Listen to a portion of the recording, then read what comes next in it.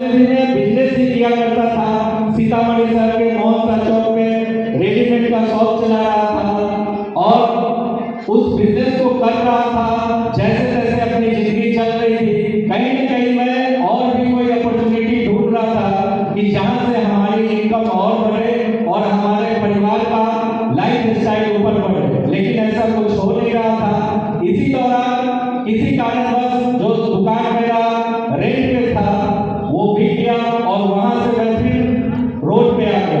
मतलब फिर से दूसरा काम शुरू किया एजेंसी लाइन का, जो चिप्स कुरकुरे का था, उसको भी कर रहा था। उसमें भी बहुत डर था। कैश माल कमाता था और उधार दुकानों में सेल करता था और अपने ही पैसे के लिए दिन भर घुमा करता था। जैसे जैसे जिंदगी चल रही थी, लेकिन उसी बीच बोलते हैं कि जो आपके मन में होता है और अंदर से ढूंढती है वो मिल जाता है।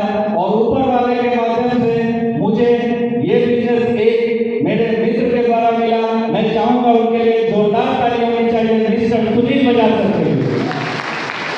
सर ने जब ये बिजनेस बताया तो मुझे भी भरोसा नहीं हुआ, क्योंकि अभी तक इस तरह का बिजनेस से मुझे पाला नहीं पड़ा था। मैं सिर्फ इतना ही जानता था बिजनेस का मतलब होता है कि लाखों करोड़ों का पूंजी लगा के और दुकान में बैठना और दिन भर जो सेल होती है वो सेल करने के बाद जो महाजन को देते हैं और जो उसमें मेरा कमीशन होता है वही इनकम होता है। तो इस तरह का बिजनेस नहीं मालूम था, तो मैं तैयार भी नहीं हो रहा था। लेकिन मेरे सामने जो आदमी इस बिजनेस को बता रहे थे ज्यादा सफल थे, क्योंकि मैं अपने रेडीमेड के दुकान से जहाँ 30-35 हजार रुपये कमा रहा था, वो अपने मोटर पार्ट के काम को करते हुए लगभग 1.5 लाख रुपया महीना कमा रहा था। तो इस छोटी सी सोच को मैं सोचा कि अगर इनके साथ लग जाता हूं तो अगर साइड से 2-4 हजार रुपया में प्लस हो जाता है तो मेरे इनकम में प्लस हो जाएगा।